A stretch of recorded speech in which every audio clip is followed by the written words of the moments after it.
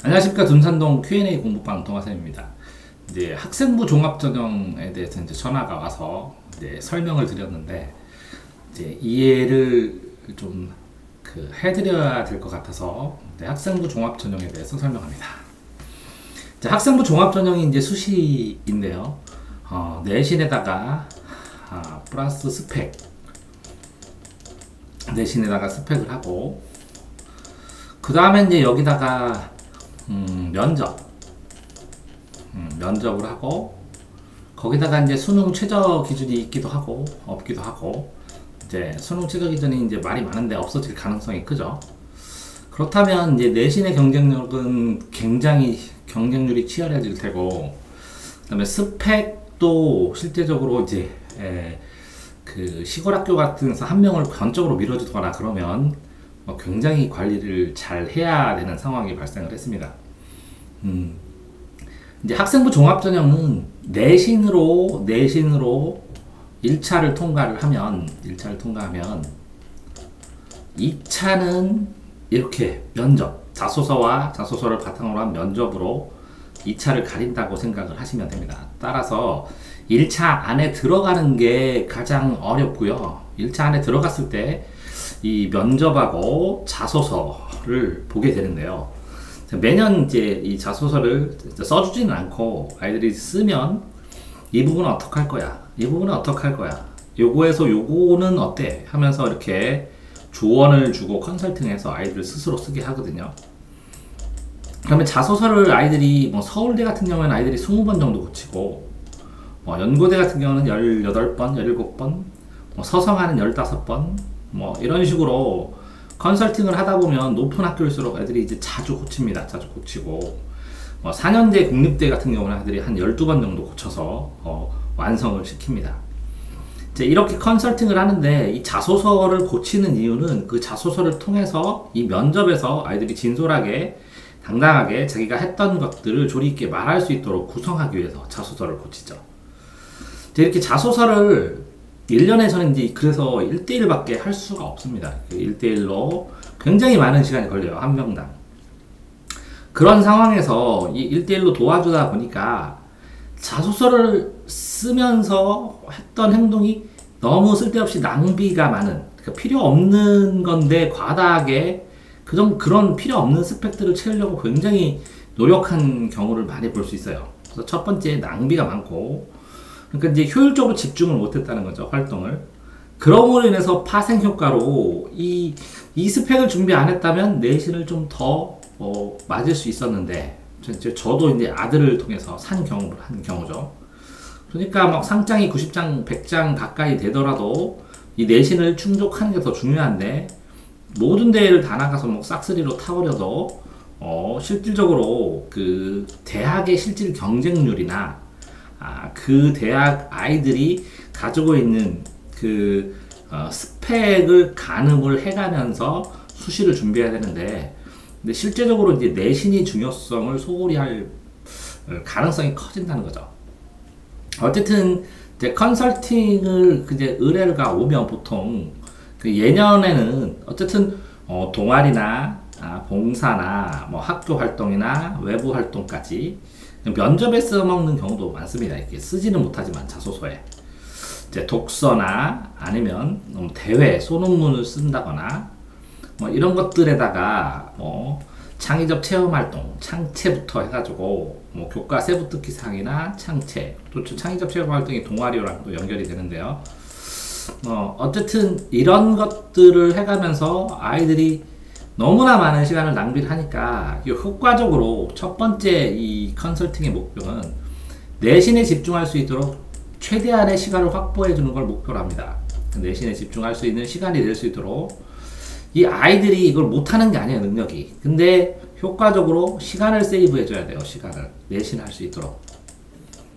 이렇게 시간을 세이브 해주는 방법은 첫 번째는 필요한 자료를 찾아주는 거예요. 자료를 찾아주고 아이가 그걸 검토해서 쓰게 하고, 두 번째는 아이디어를 제공해 주는 거예요. 아이디어를 제공해서 그 아이가 그걸 수용을 해서 그 아이디어를 바탕으로 뭔가를 하게 해주는 거고, 그다음에 세 번째는 이 자료를 주고 아이디어를 준 다음에 그걸 검토해가지고 추가로 조언을 해주면서 첨삭을 해주죠. 그러니까 실제로 이렇게 첨삭까지 전부 다 해서 해줘야만이 완결성 있게 아이가 했던 것을 더 업그레이드 시켜서 더 발전시켜서 제출하게 되고, 그런 경우에 상을 타거나 아니면 수월하게 수행평가를 하거나 아니면 여러가지 이 학교 활동을 했을 때 학교에서 요구하는 행동들을 완수를 빨리빨리 해낼 수가 있는 것이겠죠. 금년 같은 경우에는 교과세부 특기 사항을 이제 가장 중시하는 것 같습니다.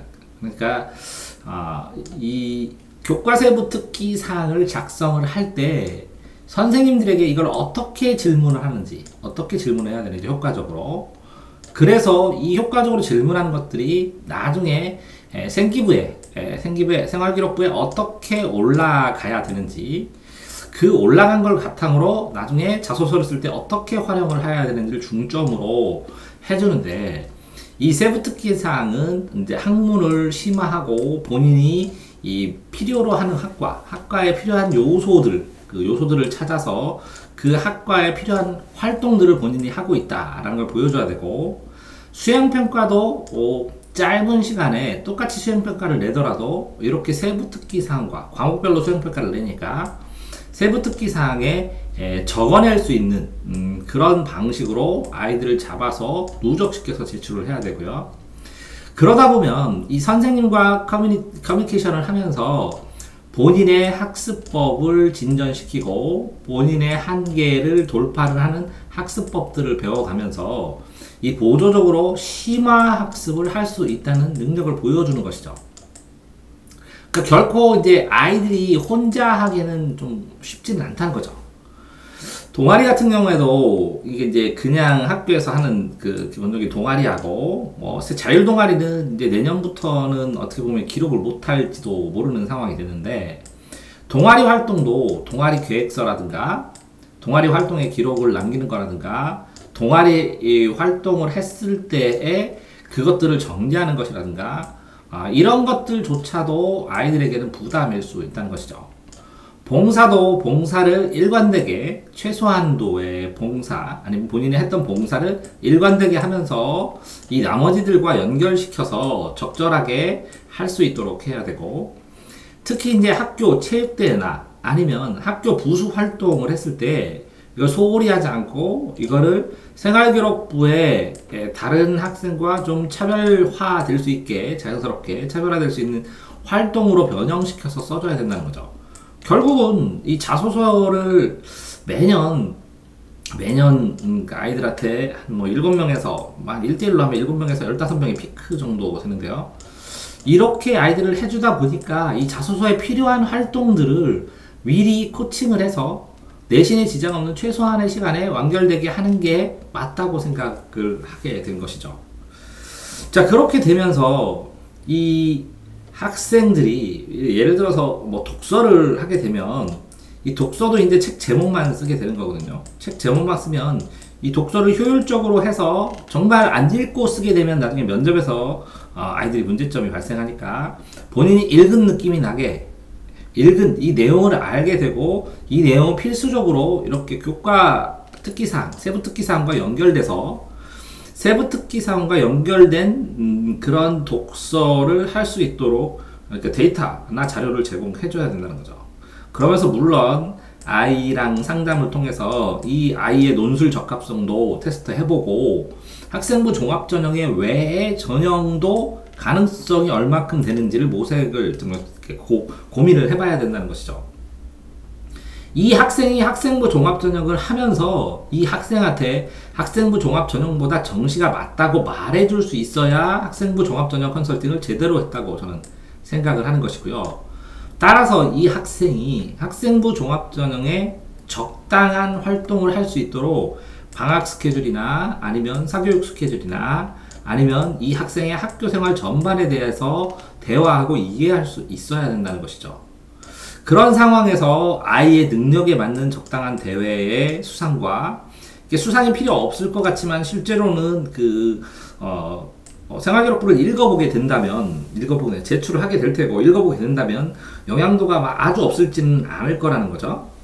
보통, 여기 뭐 정상적 평가 이렇게 얘기를 해서 좀 굉장히 애매하게 수시를 이야기하고 있는데, 이 정상적 평가는 2차에서 이게 자소서 면접할 때만 해당하는 것 같아요. 제 생각에. 오랫동안 해봤지만. 이게 1차인 내신할 때는 그 정량적 평가라고 생각하는 게, 그러니까 수치에 의해서 1차, 뭐 2배수나 3배수로 딱 끊어버릴 때는 정량적인데, 그러니까 이거를 통과를 못한다는 거죠, 아이들이. 그 다음에 이 면접에 들어가서는 아이 자체만 보는 정상적 평가를 교수님들이 해주시는 것 같아요. 그러니까 1차에서는 정량적이고 2차는 정상적이다, 이렇게 보셔야 정상적입니다. 소논문도 이렇게 보통은, 그쵸? 보통은 고등학교 학생 수준에 이 정도면 이 정도는 할 수 없다고 판단하는 것들까지 논문으로 올리는데요. 이 판단 기준이 과거나 아니면 특목고 아이들과 비교를 해서 생각을 하면 상당히 높은 수준까지의 소논문을 제출해야 되고, 이 소논문을 시행한 이유, 그다음 하는 과정, 이런 것들까지도 영향을 준다고 생각을 하셔야 될 것 같습니다. 자, 이렇게 학생부 종합전형에서 전체적으로 필요한 요소들을 얘기했는데요. 어쨌든 중요한 것은 이게 내신 시간을 잡아먹지 않도록 최대한 시간에 이렇게 자소서에다가 써놓을 수 있는 것들을 만들도록 도와주는 것. 그러면서 논술이든 정시든 그 아이가 대학에 진학하는 가장 적당한 최적의 입시 방법, 입시 전략을 짜주는 것이고, 그런 걸 통해서 이 아이가 안정적으로 학교 생활을 해나가면서, 학교 생활을 안정적으로 해가면서 순서 있게 해나가도록 도와주는 것이라고 생각합니다. 자, 세부 특기사항을 어떤 식으로 선생님한테 질문을 해야 되고, 어떻게 그걸 정리해 놔야 되고, 그걸 어떻게 학생부에다가 구현시켜야 되고, 선생님 기분 나쁘지 않게 수행평가를 어떤 식으로 차별해서 제공을 해서 나중에 이런 것들과 시너지 효과를 일으키는 것이고, 그 다음에 뭐 자소서 1번과 관련돼서 그 수행평가를 제출하면서 이것들을 다 모아놓고 정리를 해나가면서 이 학습법을 심화하고 본인이 심화탐구 능력을 증명해나가는 것이고요. 동아리 활동을 통해서 대인관계나 아니면 창체활동을, 봉사활동을 통해서 대인관계나 리더십의 사례들을 스스로 만들어서 그런 것들을 가지고 실제로 본인이 변화한 모습들을 기록해 놓으면서 설득력 있게 이야기할 수 있어야 되고요. 사소하게 흘리기 쉬운 학교 활동들에서 가치를 재발견해서 학교 중심으로 생활했다는 것을 증명해줘야 되는 것이고요. 이 독서도 이렇게 교과 세부 특성과 연결해서 제일 최단 시간에 효율적으로 연계시켜서 심화 학습을 했던 근거, 나중에 이제 질문했을 때 답변할 수 있는 근거들을 만들어 놓는 것이고요. 그러면서 이게 뭐 평상시에는 쉽지 않으니까 방학 동안에 필요하면 특별한 학생부 종합전형만을 위한, 스펙만을 위한 활동도 방학 동안에 플러스 알파로 시행해 보는 것이고요. 그래야 특석이 부여되니까. 이런 학교 대회를 참여를 했을 때 가장 효율적으로, 1등상은 안 타도 되는데, 누적해서 가장 시간이 적게 들어서 얻을 수 있는 성과들을 누적해 두는 것이고요. 이 소논문 같은 경우에는 그 상황에 따라서 이 전략적으로 전략을 짜고 그 단계적으로 진행을 해서 이것들을 해나갈 것인가, 어느 정도 수준까지 해나갈 것인가를 그 가이드라인을 정해야 되는 것 같아요. 상담을 하다 보면 이제 가장 그 학생부 종합전형이나 이렇게 내신 스펙을 따는데 부모님들이 힘들어 하시는 건 뭐냐면, 이거를 한계를 어느 정도 한계까지 해야 되느냐, 이걸 어디까지 해야 되느냐. 근데 이게 한계를 넘기 일수입니다. 그래서 객관적인 기준을 두고 학생부 종합전형을 준비를 해나가는 것이고, 이 학생부 종합전형 이 수시가 이 정시와의 관계에서 메커니즘이 영향이 많이 되거든요. 학교 수준, 학생의 수준, 학생의 수지 점수와 정수 점수의 관계, 뭐 이런 것들까지 다 고려해서 이렇게 해달라고 무작정 학생부 전형 컨설팅을 해주면 안 된다고 저는 생각을 하거든요. 돈을 줘도. 정말 학생을 생각한다면 학생이 수시가 좋은지 정시가 좋은지 논술이 좋은지 아니면 또 다른 뭐 유학이 좋은지 아니면 또 다른 교육 방법으로 입학한 다음에 편입이 좋은지 이런 것들까지 다 고려해서 해야 되고, 그래서 학생부 종합전형이 이게 종합적인 학생의 백업의 경험 이런 것들이 누적되지 않으면 함부로 달려들면 오히려 그 학원이나 뭐 선생님의 특색을 망가뜨릴 수 있는 좋은 사례예요. 그러니까 본인이 학생부 종합전형을 하시려면 첫 번째는 이 자소서를 컨설팅 할 수 있어야 되고요. 이 자소서를 바탕으로 자소서로 끝나는 게 아니라 면접을 예상한 자소서, 그러니까 면접을 하실 수 있어야 되고요. 면접과 자소서를 동시에.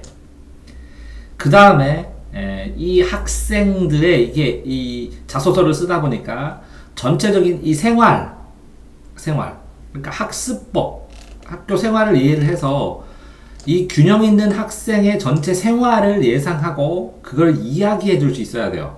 그러니까 학생의 생활 지도를 해보지 않으면 쉽지 않다는 거죠. 거기다가 이렇게 일정 부분 소논문이나 대회들을 보면 일정 부분 글쓰기 능력도 있으셔야 돼요. 글쓰기 능력이 있고 자소서도 하고 면접도 하고 학습법도 해주면서 아이에게 거기다가 이제 굉장히 힘들거든요. 수행평가 백업 자료, 독서 백업 자료, 동아리 활동 계획에 대한 아이디어, 그렇죠? 학교 활동을 보조할 수 있는 아이디어. 그 다음에 이렇게 선생님과의 관계에서 선생님한테 이 질문하면서 요것들을 과목별로, 세부 특기 사항이 과목 세부니까 이 교과에 대해서 이해를 하고 있으면 질문을 만들지를 못해요. 심화학습의 질문을. 그렇기 때문에 여러 선생님이 달려들어서 할 수도 있겠지만 이게 전체적인 일관성을 가지고 컨트롤하는 중앙에서 전 과목을 이해하고 어느 정도 질문할 수 있게 하지 않으면 실질적으로 일관성 있게 이 학생이 무엇 때문에 이런 활동을 했는지 구성하기가 쉽지 않거든요.